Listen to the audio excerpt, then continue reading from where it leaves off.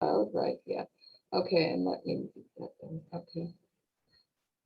That's very interesting. Well, I appreciate you doing this. I mean, David could have given it to me right away. You didn't have to get involved. Oh, no problem. I think he had some other meeting, so and it's only 9:30 here. I could have done it, yeah. Well, good. Right. If you want to hang around and listen to the cantor. I gotta go. It's almost bedtime. Well, All right. if you'd I'll like, hopefully see you soon. I hope so too. Yeah, but if you're having difficulty, let me know because Shami can do something. If I'll you know, let you know if this well, he flight has gets access canceled to- again. I'll get the information to you. Yeah, yeah. I mean, he has access to the American computer, so he can certainly track what's going on there. So, All right. I'm offering his help. I would have done it if I was still with LO. So, Yeah. yeah. Thank Okay. you. Well, thanks a lot, Stephanie. Good luck. Bye. Thanks. Bye. Hey, Judy, am I in or not? Yes, you are, but you're not. Your video is not on. And Okay, okay, thank you. I may turn it off and just listen. And I have the other book I'm going to run by and good. return. Okay, that would be great. Finish, Yeah, it was very interesting. Turn on your camera, Toby. I'm sorry? You're not going to turn on your camera.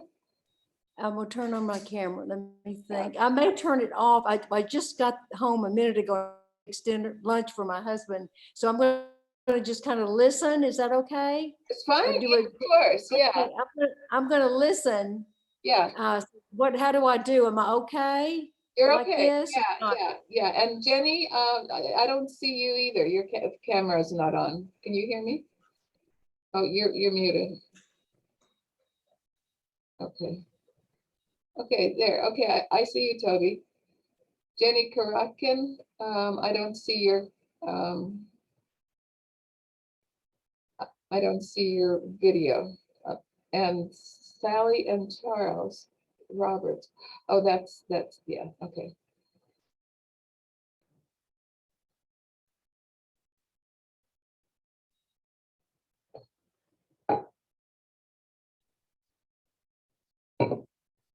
Okay, so I'm okay. I can just listen. Okay, I Yes. see you and I can see everybody and listen, but they can't see me. Right. Okay, perfect. Okay, thank you. I will look forward to it. Incidentally, the book that I just finished, I thought it had a very interesting, well, a whole different concept of a person feelings for a female and then for a male and then for a female, then for a male, and ending up very differently from this one. It was very interesting. Oh, interesting. Yeah. Yeah, I enjoyed the book very much. Okay, good. Probably today or tomorrow I'll get it over. Thank you. Have fun. Yeah. Hi, Jenny. Hi. Hi. Your camera is showing half your. You want to move it down a little? No, I'm gonna move out. Okay. That's I'm fine, just too. gonna listen. Okay. Thank you. Fine.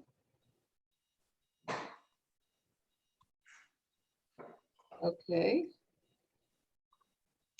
Our numbers are increasing here.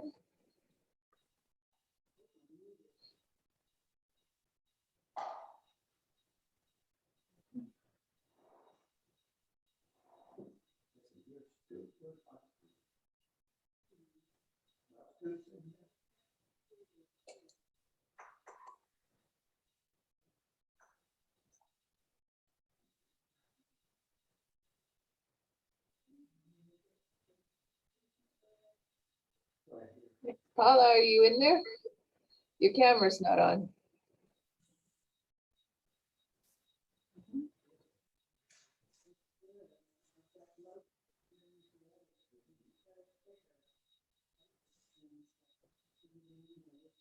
Hi, Judy. Hi, who's speaking? Is that Jerry? Yes. Okay, your camera's not on. I hear you, but I don't see you. Okay. And Paula, if you're in, would you like to turn on your camera? I did. Okay, I'm not seeing it yet, but it's. I enjoyed the book. Oh, did you? I'm glad to hear that. Yeah. Yeah. I did it on Audible. Oh, And I really like that. yeah. I think she was the narrator, wasn't she? Yes. Good. Yeah. So sometimes the narrators are wonderful. Sometimes they're not so hot, but yeah. Okay. Paula, I still don't see you. You don't see me? Oh, no, I don't. Oh, the other one.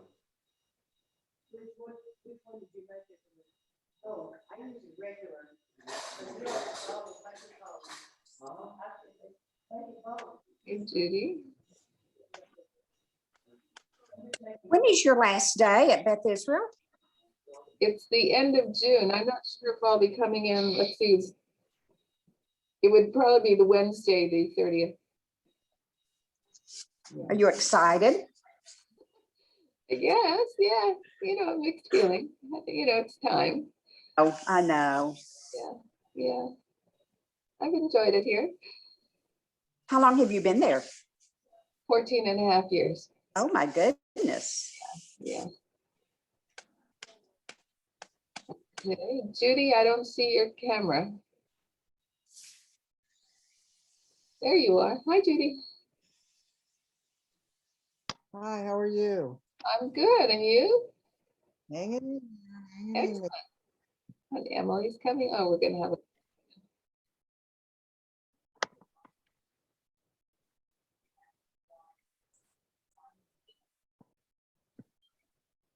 Hi, Wayne. Oh, you're muted. I'm not. Hello, Now I hear you. How you doing? I'm doing fine. How are you? I'm okay. Waiting for my kitchen to be repaired. Yes. Well, it'll happen now that you have a contractor. Well, I hope. He sent me a bid. I said, let's go. And then I haven't heard from him again. So, oh God. I've Well, got I a can hole in always- my ceiling and the wall, and it's getting a little hot. Yeah. Well, I'll gladly give you the name of my contractor. Okay, if I need, I'll let you know. Hi, Yes. Mary. I'll be right with you. Hello? What's the problem?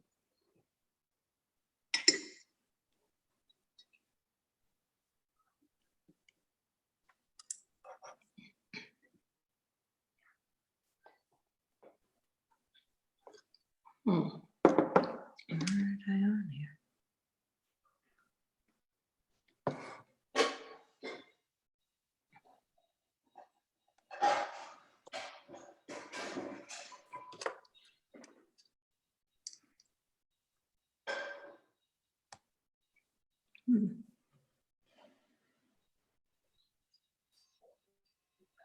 Video. Okay.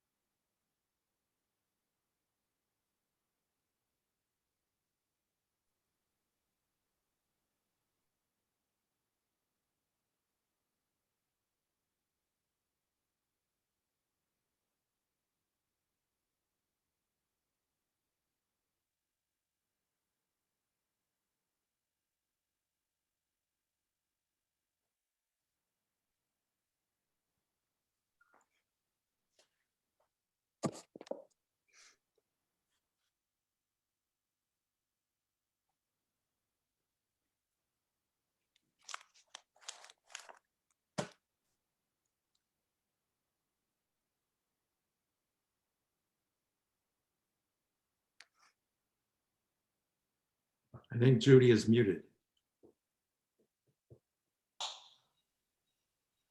Suddenly, I'm being popular when I'm on board here. Hi, Cantor, welcome. Okay, Oh, hi. okay, I'm letting people in. While people are still coming in, let me make a few announcements. If you'll indulge me, Cantor. Oh, of course. Yeah, this is our housekeeping, yeah. Hi, everybody. People are still trickling in, so let me just start with the business. You may have received a notice that we have an additional book on coming up. I was able to contact an author called Amy Meyerson, and she loves to do Zoom visits with book clubs. And I was told that she's a wonderful author to work with, and the book is really good. So it's called The Imperfect, a novel by Amy Meyerson. I'll be sending that out again, and I'll get a copy or two, but I understand Houston Public has it. That'll be for December. November, I don't have anyone yet.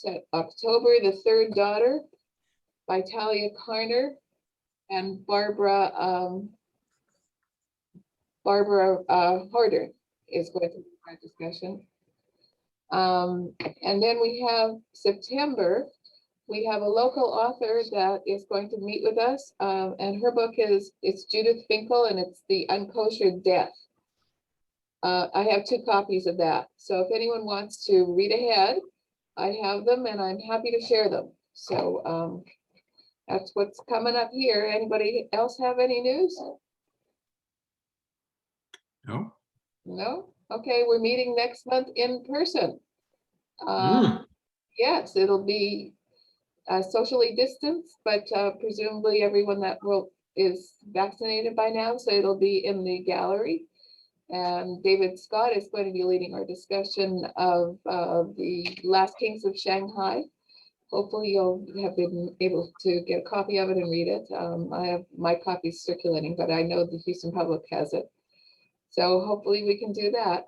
David, in fact, is not going to be here. We're going to be watching him on Zoom because he's going to be out at the campsite. It's going to be a little bizarre, but we'll do it that way. We'll be sitting in the gallery watching the TV screen. It'll be like When is that, Judy? June 16th. Oh, that's my birthday. Yeah, that's what did you And say? that will be Judy's last time with us, and I'm very sad about that. Yeah, I yeah, hope all of you are. I know you all are. yeah. Well, we'll celebrate. We can have a party afterwards and celebrate. So, Yeah, yeah. good reason to get together. Will we be able to watch anything on, I'm leaving town that day, so I just wonder Oh, if there's anything we can watch. I don't know if I I'll be tried. You know what? I would say I would record it. Well, I guess I could because David's going to be on Zoom. So, yeah, why don't we do that? for the, yeah. Yeah.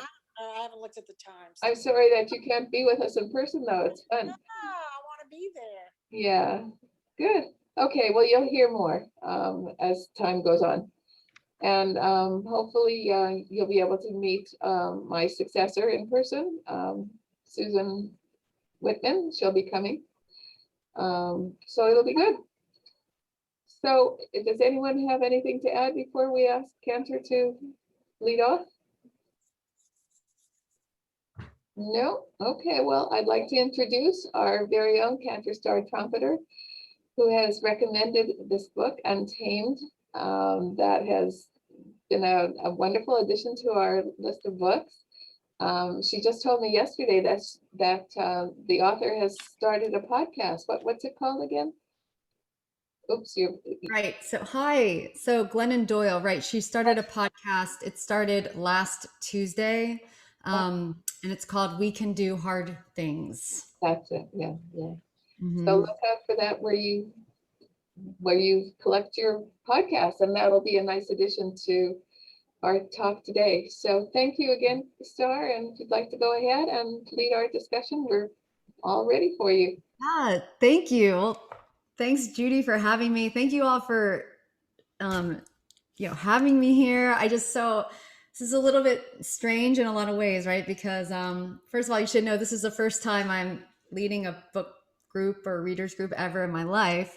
Oh. And this was also the last time I will for Beth Israel. That's sad, very sad. I mean, I don't know. Maybe you'll be so riveted. You'll be like, let's bring her back for more controversial novels or books. But I'm really excited and energized to talk about this book. I understand this might be a little bit of a different book than maybe you're used to in the Beth Israel Book Club. I know you read all kinds of books. And so thanks for reading this one. Is there anyone, because I don't totally know how this works, is there anyone who, and it's fine, hasn't read it? Have the majority of you read it? Just so I kind of know where. Raise your hands if you read it. I read it. I've read it also, Henrietta. I read half of it. I read it also. Okay. Fair that's enough. good. No, that's great. I just want to, Yeah. kind of know where we are. It's all good. So if you read it, and even if you haven't, you'll learn really quickly. There are so many amazing lines and quotes, I think, throughout this book. And I just wanted to start off with one. So we learned pretty early on in this book, and maybe if you read some of her other books, or even if you just look her up on Wikipedia, you might know that Glennon Doyle suffers from severe, anxiety and depression. She overcame bulimia. When she was 10 years old, she unfortunately was bulimic, which carried throughout her life. She's also a recovering alcoholic. And she talks early on in her book. So she's 25 years old and she just finds out that she's pregnant and she's trying to get sober. She realizes she wants to live. She wants this life inside of her and she needs to get sober. So she's also teaching third grade at the time. And she says, it's on page 84, while I attempt to both become a human and grow a human at the exact same ridiculous time, I am also teaching third grade. By noon each day, I am dizzy with several sicknesses at once: morning sickness, withdrawal sickness, and the sickness of living without a daily escape plan. Each day at noon, I walk my class the long way to lunch so I can peek into my friend Josie's classroom and see the sign hung above her window, which says in big black block letters, "We can do hard things." "We can do hard things" becomes my hourly life mantra. It is my affirmation that living life on life's own absurd terms is hard. It isn't hard because I'm weak or flawed or because I made a wrong turn somewhere. It is hard because life is just hard for humans, and I am a human who is finally doing life right. We can do hard things insists that I can and should stay in the hard because there is some kind of reward for staying. I don't know what the reward is yet, but it feels true that there would be one, and I want to find out what it is. I am especially comforted by the we part.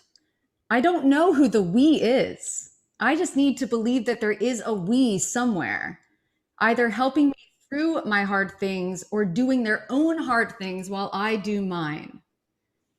So when I first read that, and then I'd love to hear your thoughts, the "we can do hard things," that it stayed with me. It stayed with me all through the pandemic. It stayed with me. I ran the Houston Half Marathon, virtually. Certainly didn't feel virtual, but it kept running through my head. We can do hard things. We can do hard things. And then I find out she has this podcast like last week called "We Can Do Hard Things." Her daughter, Tish, who we read a lot about in this book, wrote a song for the podcast, which is a beautiful song, which you can hear on the podcast and other places, I'm sure, called "We Can Do Hard Things." And apparently there were masks made during the pandemic that had this mantra on it. And it sort of became a mantra for the pandemic in a lot of circles, which I didn't know. I just knew that it struck me. And then to hear that it then struck others as well was kind of cool. And it kind of made it very much a we thing. So I guess my first question is, what do you think about this line and just overall, your impressions of this book. And, or If you want to comment, put your hand up and I'll mute you. Okay. Yeah. Wayne, yeah. Okay. Wayne. I think the heart of Well, what there's she is, Wayne. you hear me? No, yeah. Yeah, Right. Wayne, do you have two devices on or something? There's an echo. No, I'm just talking into my computer. Okay, now it's working. Good. Okay. All right. I think the heart of what she is talking about to me is living a life of integrity, where she is no longer sort of living in a cage of expectations. She talks a lot about growing up with certain expectations about what it means to be a woman, what it means to be accepted, to be liked. And she basically talks about how difficult it is to break out of these cages that she found herself in and to live an open, honest life of integrity. And I think that, being open, being vulnerable, having a certain willingness to express who she is and what she's all about, and to live the kind of life that she finds most meaningful to her. I mean, that takes a lot of openness and honesty and resilience.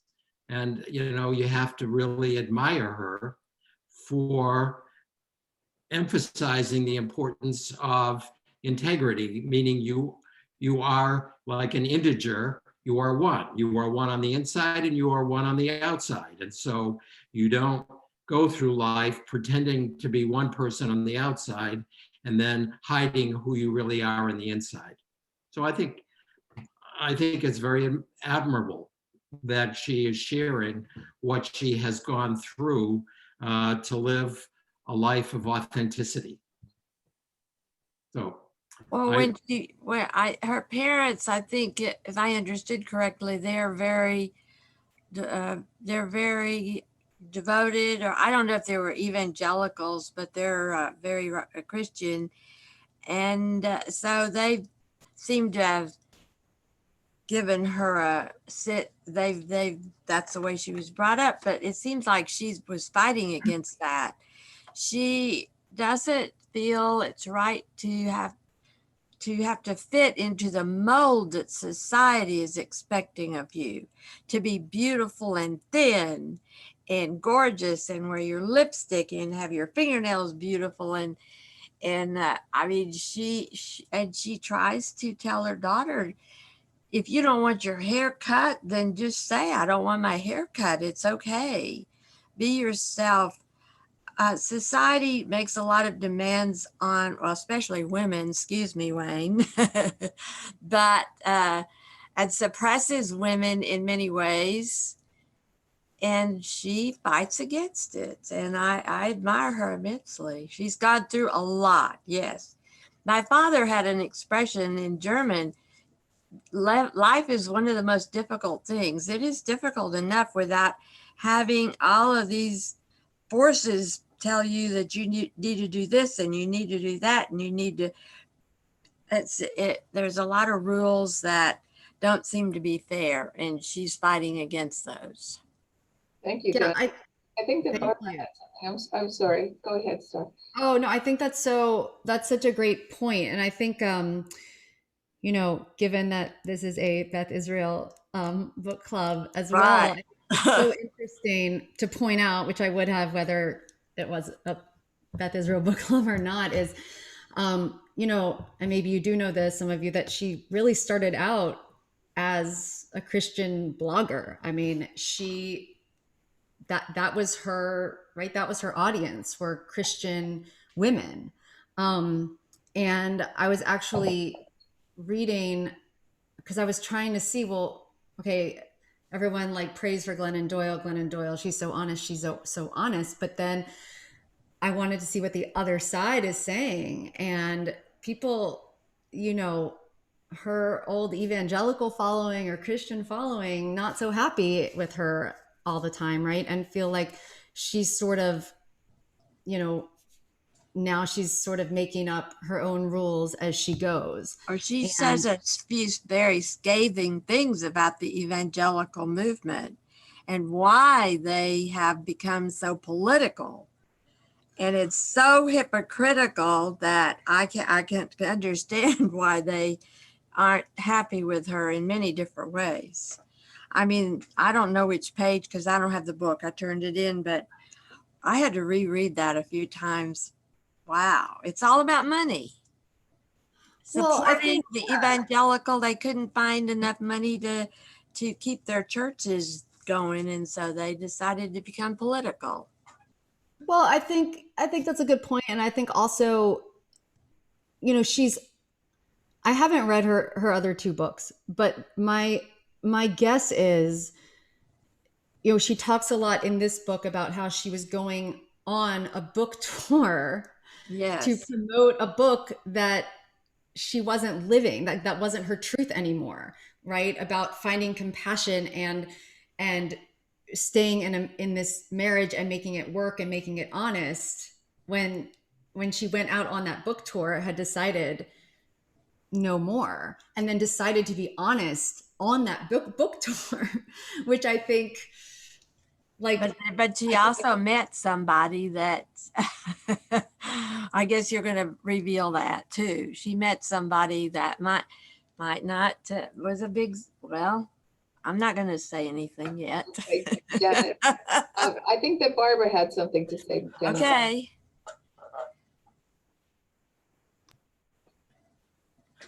Where is Barbara? I don't see her. Right here. Okay. I felt that the book was very repetitious, but there were pearls in it, like you're saying here. This woman has made a living off of her life, and she's done it for a very long time. And it was very obvious to me. It read more like a self-help book in some ways than a memoir. But I kept going with it for a long, long time because of these pearls. And she does have some wisdom for sure. She has had such a screwed up life. I just think the fact that she was finally able to find happiness, albeit with another woman, and I don't know why that's so hard for people to say. I think it's wonderful. I mean, if I could, I totally appreciate that. But I think also, though, this book is about, or if the memoir, whatever, is saying that it wasn't, like, to say it's a screwed up life, like, to say, like, she doesn't want people to say it was a screwed up life, right? Like, she doesn't want to use the term broken anymore. She talks about how, I don't remember what it was, but something Oprah, I think, got her to stop using the word like broken, because you're not broken. It's just who you are, and you have these things. And yes, I think finding Abby was obviously a huge thing for her, and she went through all of these other things. I mean, I think I would like to think that even without Abby, and she does talk about that she would like to think that even if she didn't find Abby, that she would have, you know, been Found able herself. to live this truth. Yeah. I don't know. It doesn't seem like it to me. No? No, it doesn't. Okay, that's fair. I mean, this was her epiphany. This was her breaking free from everything that had bound her, an unhappy marriage. She re-examined everything when she embraced Abby. And I think that happens to people. I think there are events or people that we meet that open us up. Mm-hmm. Yeah. Marilyn? Marilyn? Yeah. Oh, okay.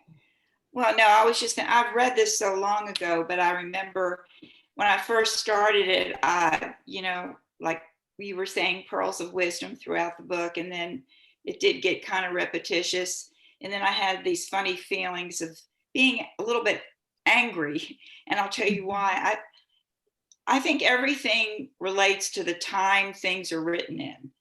And most of us in this book club are of a certain age. And this would not have been possible. I think, could this have been written? I was born in the 40s, growing up in the 50s and 60s. Would it have ever been accepted at that time? Now, she is evolving just like time evolves, and it's more accepted now. Everything is, looked at through a different lens and a different perspective. So, I admire her very much for having the courage and bravery to express herself in the way she did and find herself. But I know a lot of us, that ship has sailed. We're at a certain stage in our life where, we think about it and think, well, I know for me, it was like, what would I have done differently? How would I have done? And it made me reflect in that way. And so, yeah, I think, I'm very glad that I read it. But I did have mixed feelings throughout it because of that. But yeah. So. Can I just comment? I was very impressed the fact that her husband has been so agreeable about this arrangement. I mean, he's even moving to the West Coast to be with the family. I think that's fabulous. I mean, that part was very positive. Sure. And he realized he'd been unfaithful. I mean, Yes, Janet. What I was going to say was that he obviously came around and seems to be comfortable and making it easier for Glennon to carry on with her life. I mean, certainly he could have responded in an entirely different way, and he would have the children to use as ammunition as well. But I mean, the fact that they're so agreeable certainly made it easy for her to have a transition. I'm not saying it was easy. I'm just saying that it is easier, the fact that he is so cooperative. Yeah. And then she's also started Texas Rising, which I think she started that to try to help people. So I think that's wonderful too. Yeah, so it's called Together Rising, and excuse me. Yeah, it seems like a really amazing organization, right? That helps women and helps, well, not just women, helps women, children, and people who don't always get the help that they need. And she was really inspired by by her daughter, by Tish, and going, to take it away from Glennon a little bit and go, I really thought the Tish part was really interesting about Tish's strength, and things that might seem weak could be looked at as strength, like with the ear piercing and this kind of thing. But also the polar bears, right? The polar bears, mommy, the polar bears are becoming extinct. What are we going to do? And it's keeping her up. And Glennon's like, why aren't we all worried about the polar bears? Like, you're right. Why are all the kids going to go out on the playground after you hear about the polar bears? Right. And that it stuck with her. And,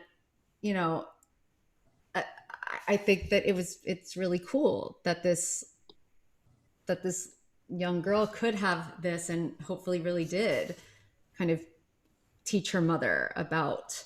Well, sometimes the children are very wise, very much wise than their parents, maybe even. Well, and that child was much more sensitive than the other kids too, I feel. Right. And she talks about, right, how she's very precious with Tish for a long, long time, and then has to kind of let go. And I think that's a very real. That's hard too. Mm-hmm. Anyone else before we? Well, I do want to say that, she is very open to all of this, so one of her primary assets is that she tries to overcome her natural defensiveness and be open to what her daughter has to say, the kind of person her daughter is, right? Remember, she was very concerned about her daughter growing up and had, was very difficult to manage. And then she just accepted it.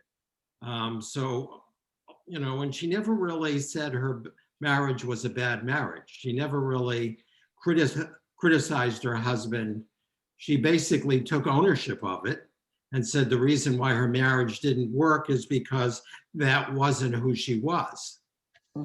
So you have to admire her for taking responsibility, for being who she is, for being open and receptive, and for wanting to share that openness with others. So I think there are a lot of good lessons in that. Yes. What about so it's divided into 3 parts, this book, and in part 2, keys, know, imagine, and let it burn. So know, she starts talking about, which I think is just so interesting, and I'd really love to get your perspectives on it. She starts talking about God. And this is, I know, extremely, as I've been reading, controversial. For Christian following, controversial, and but it's just very interesting how she says that God is in the knowing. She says the knowing feels like warm liquid gold filling my veins and solidifying just enough to make me feel steady, certain. What I learned, even though I'm afraid to say it, is that God lives in this deepness inside me. When I recognize God's presence and guidance, God celebrates by flooding me with warm liquid gold. And then she says, God came out of the closet and now I can take God anywhere. What she was talking about when she sits in the closet and thinks and becomes one with her self and her knowing, and kind of encouraging people who read the book, or just how she sees it, however you want to see God, she calls it the knowing, and it's something inside of her that she feels is inside of us one, and then they take it. And I was just curious how you all read that, and what you thought, because and she does also, by the way, say that that she's not ready to say she doesn't believe in Jesus Christ. She says that too, because that's very hard for her, and that was very ingrained in her too, right? So I think she still wrestles with all of this, but the fact that she is talking about this knowing as being God inside, just wondering how you've all read that part. I look at it as very positive. That's a beautiful way. It's like meditating and having faith that you have a powerful force to do, but also to believe in. It's very spiritual, rather than a religion telling you you have to do this and you have to do that and this is wrong and that's wrong. It's kind of like a freeing spirit to me, anyway. I think it's a reassurance. So many of us from time to time going through life and what it throws at you will have moments of doubt and wondering. But if you can have that feeling of knowing, it must be a wonderful feeling of really, solidifying your feeling that what you're feeling is real, if you can understand what I'm saying. That, right, it's reassuring. There really is a God, that in that way that you feel it more than, anything that's, I forget the word, the personification of a father in the sky or whatever, but it's more of an inner feeling that makes you feel confident that you can go on and believe, in yourself. And it is a beautiful way, I think, of expressing it.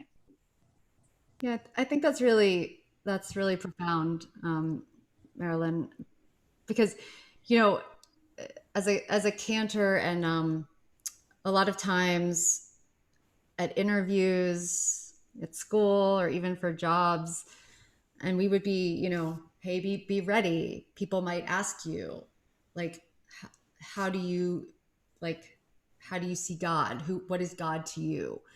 Right. And which is a really complicated question, and not You like are asked that? That's amazing. I I'm find not, and I don't, I'm not saying, hey, Beth Israel, wait. I'm not saying Beth Israel asked me this. I'm Okay. saying this is a common, question, getting to know a possible clergy person coming in. Like, what is your relationship? Okay. What is your relationship with God, or how do you view God, or even going into the clergy world, cantorial school? And it's a totally, like, I don't want to say normal question, but it is. And there isn't just one answer, but like the one thing that I always remember saying and feeling, because it's true, is no matter what, I always, like, God to me is within relationships and within people and within like the community that you can form. And so that is like, that's sort of my knowing. And it's much more complex than that too, of course. It can be Rather all than this being way up there that you don't see, who's telling you what to do. right. That's So manufactured by man. right. So I liked it that Yeah. she found her God in the knowing, because she sat with herself in a dark closet, and whether she did or didn't, and Well, the saying "to thine own self be true," Well, she's trying to do that. well, I think she's telling that she finally centered herself, found peace with herself, and finally came to terms with all her trauma, with all that life threw at her. She finally was able to calm herself and not crawl out of the skin that she is in. She's able to center herself in that skin and be comforted that she's a human being and can walk this earth, and she is okay as a person, one individual person. And that's what I think her God is. It isn't like, right, thunder, lightning, and all that. It's comforting and finding that inner peace. Yeah. I tend to agree that God is in each one of us, and as we connect with other people, what we connect to is that inner sense of who they are. And I think she is connecting with who she really is inside, and she's calling that sort of knowledge, the knowledge, but it's a sense of godliness that we all, in our relationships, in our sense of community, experience that kind of connection that is sort of transcendent, that takes on a greater meaning and significance than just sort of this superficial knowing each other. So there's a certain depth in the quality of relationships that come with this recognition of sort of this transcendent self. Yeah, that's a really beautiful way to say that. It really is. I think there's another really Jewish concept here too. She talks a lot about in part 3 of the book, aches, and that's where the "we can do hard things" comes.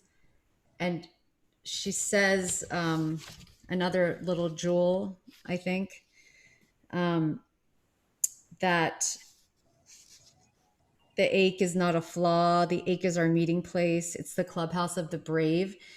And she's talking here, her sister is about to give birth, and she's supposed to go on the plane and go see her sister. At the same time, her grandmother is about to die. And this happens at the same time. Right. And so first she goes and says goodbye to her grandmother, and then she goes to celebrate this new life with her sister. And kind of the fear that she's always had, or the anxiety and the depression, which is all extraordinarily real and still very much within her, right? Like this idea that the ache is going to that it's going to kill you, that you can't survive it, that we can do hard things. And so one thing I was thinking about too is like how we go on a Friday night service, how we go from consciously, at Beth Israel particularly, we go from Kaddish, right? Remembering those who are no longer with us. And then we sanctify life and the sweetness of Shabbat with Kiddush. And we literally go from, maybe the saddest or maybe the hardest point for some people into then the sweetness of life, which I think is a really interesting and Jewish concept that she describes as like the ache. Did anyone I'll else? go ahead and do that, because I do remember a long time ago when services were ending, it was the Kaddish, and it was, sad. So I love it that we do it this way now. I really do. Yeah. I mean, I think it's beautiful. And I think it's also beautiful when the rabbis say that, when we do end with Kaddish, whether it's a funeral or wherever we are, that we do say it's not a prayer about death, but a prayer about life and praising God.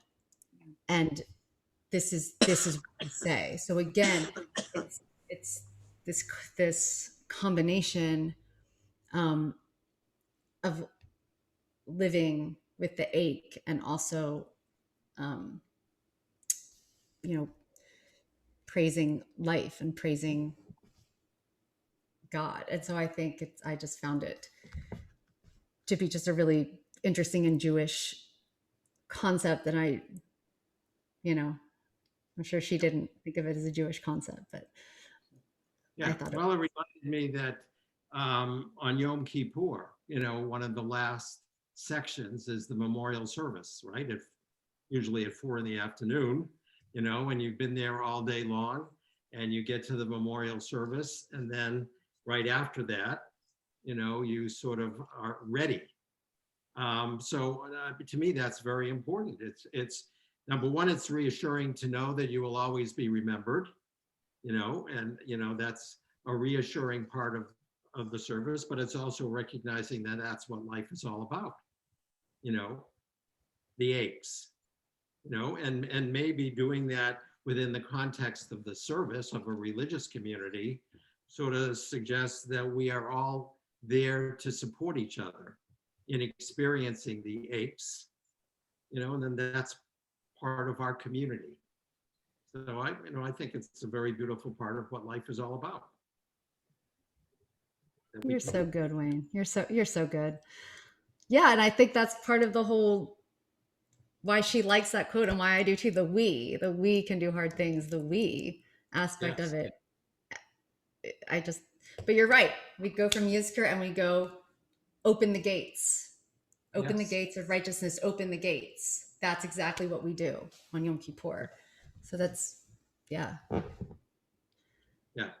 That is our tradition, that is our custom, and that is our heritage. Always go towards life, l'chaim, to life. And that is where we sustain ourselves and hold ourselves together in the worst of times and the best of times. I mean, rabbis go from, in the morning, they go from a bris, then they go to bury a young teenager, and then in the evening, they go to a wedding. My brother-in-law was a pharmacist here, and you know who he counseled?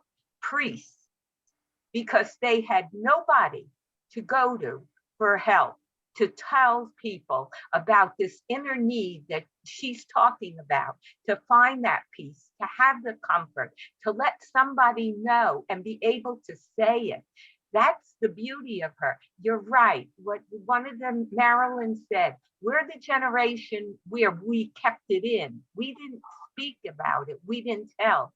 Her generation, she is liberating. I feel that every teenager before they graduate high school should read this book. I think every college student, boy and girl, should read this book. She is liberating. She says things that you feel and you need to say, but society and you as a person in your own world that you grew up in and what you were taught as right and wrong and what you may and may not divulge needs to come out.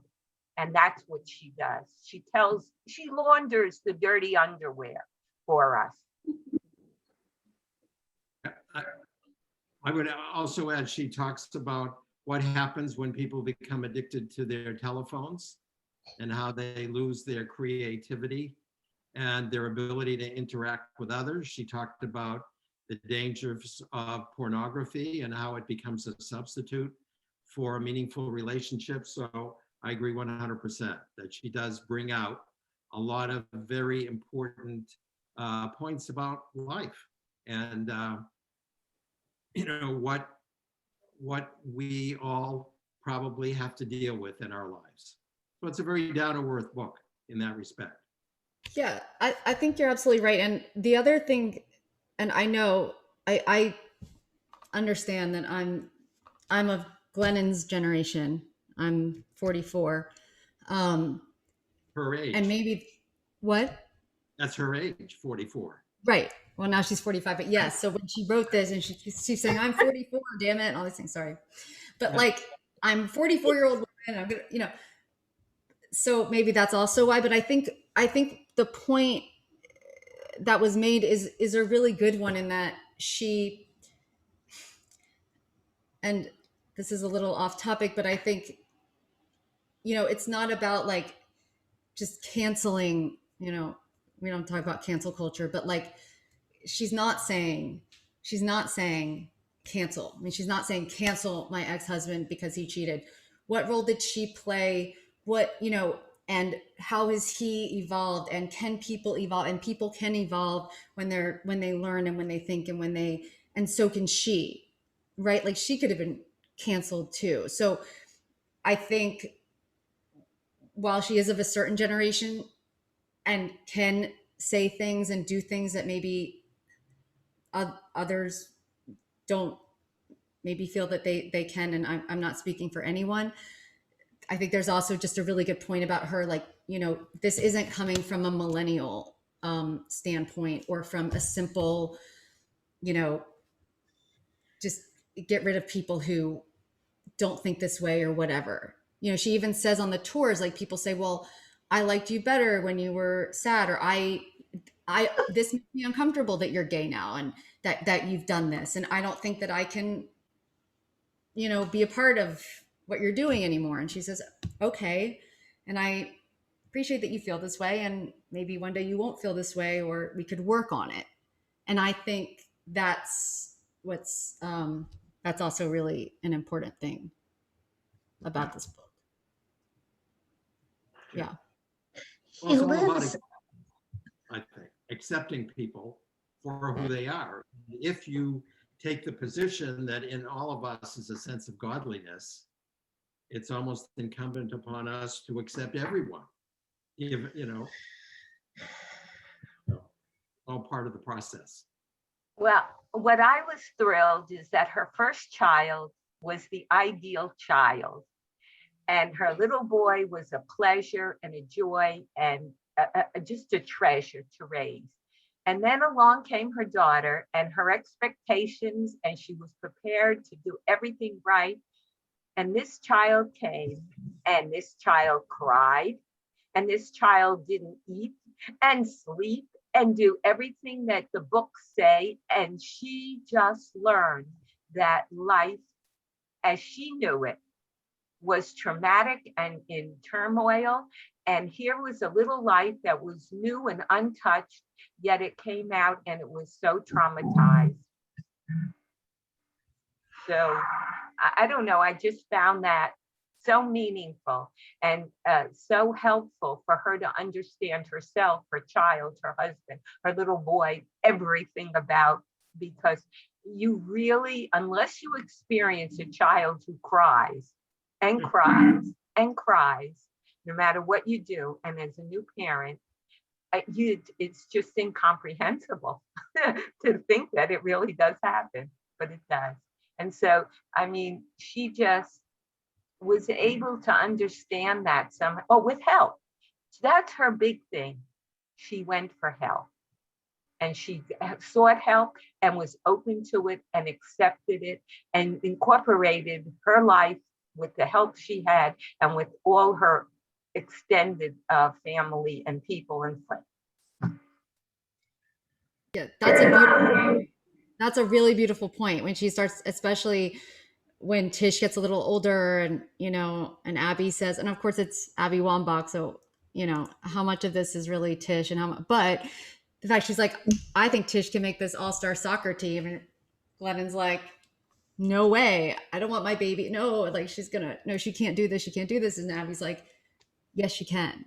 You have to let her go try to do this. And she admits that there was no way that she could have had the strength to do this. And so she did have to trust Abby and other people to help her with that, because that wasn't her strength. And Glennon's very lucky to have all these, of course, people in her life. But the fact that you're right, that she can admit that she can't do that's not the kind of mother that she intuitively was with Tish. That takes a lot of strength too, I think. Yeah. She lives a very public life. Yes. And has chosen to do so. So, of course, she has both a lot of support and a lot of critics. Bloggers are just, she's made her life, her living, from emptying her soul and changing. So, I don't know. Barbara, that's right, because her first half of her life was so traumatic. It was hidden away with drugs and alcohol and bulimia and everything that you wouldn't want. She hid it. But her big fear was losing people she loved. She was just, for some reason, that just scared her to death.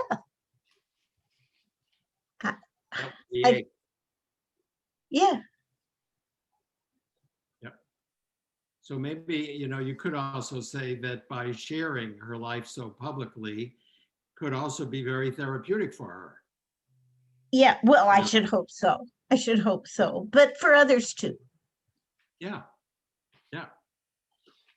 No, I couldn't do it. absolutely. This is how she makes her life. I'm not, she doesn't deny it. I'm not sitting here denying it.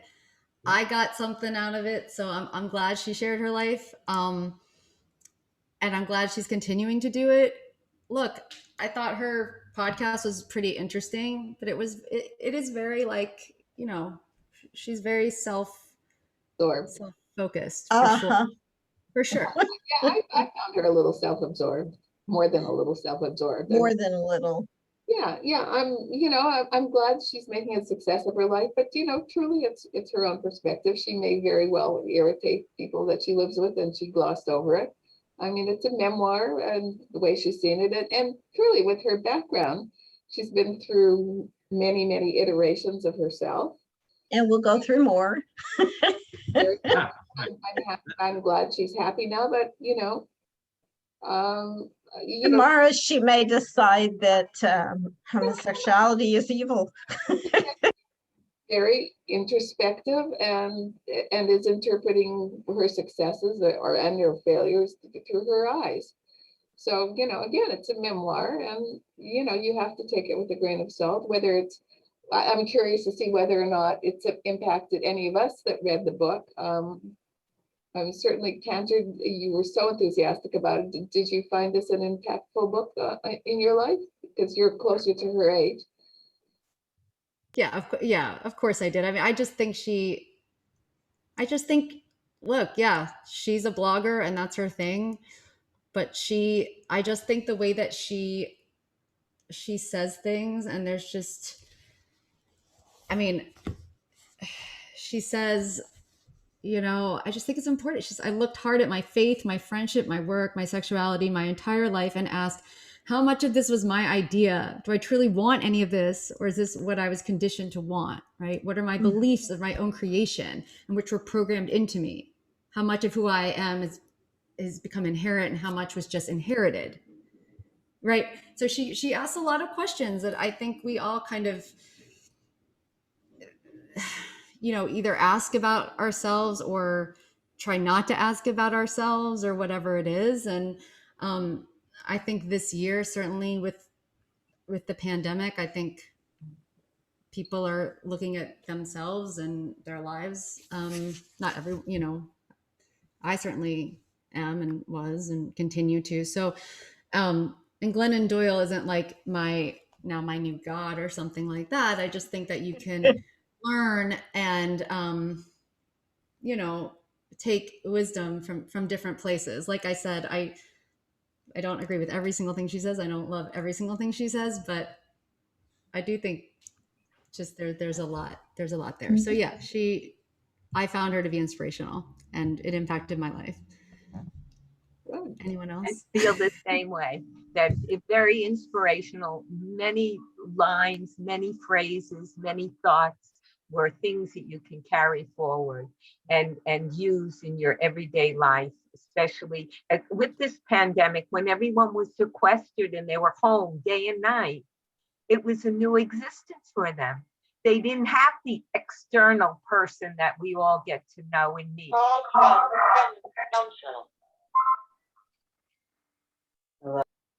Yeah. Well, at that point, that sounds like a lovely tying up of the discussion. Unless anyone else has anything to add, I just wanted to thank Cantor Trumpeter for her contributions, both to us specifically and to the temple generally. We're going to miss you and wish you all the best. I think Cantor Trumpeter did a beautiful job. I think so too. Thank you. Thank you very, very, very much. Well, thank you all. Thanks for trying out this book and letting me try out this book and this book group. I appreciate it. You all. Well, we appreciate you, and we wish you much mazel and luck. And it takes a lot of courage to be a cantor too, I think, standing up in front of a congregation. That's a hard thing, I would think. I hope you get to relax a bit this summer and enjoy yourself. Yeah, thank you. Thank you. Look, we can do hard things. Like that's the bottom line. And nothing else, right? Just take that, put it on your fridge, think it. Don't think it sometimes, think it never. Put a mask, whatever. No, we can tell our grandkids that. We couldn't tell our kids. It was still, too late to tell our grandkids. And that's grandkids, yes. Thank you. Okay, everybody. Thank you again for coming. We'll see you. Hopefully, we'll see you before June. I have lots of new books in the library, so please come by. You can come in. Just give me a call, and you can come visit and browse. Cantor, you're welcome anytime. Thank you so much. To be the cantor, you can just be our friend. So that's sweet. And thank you, Judy. That was just wonderful. Thank you for being our host. Good. Okay, good. Well, thank you all so much. Be well, and thank you to everybody for coming. Thank you, everybody, for attending. Yeah. And remember, I have books that are coming up, so give me a call if you'd like to read them. Okay. What's for next month? Next month is the Shanghai book, The Last Kings of Shanghai, with David Scott in person. We're going to be in the gallery. So I'll keep you posted, okay? Thanks a lot, everybody. Thank you. Bye, thank you. Bye-bye. Thank you. Thank you, Cantor. Bye-bye.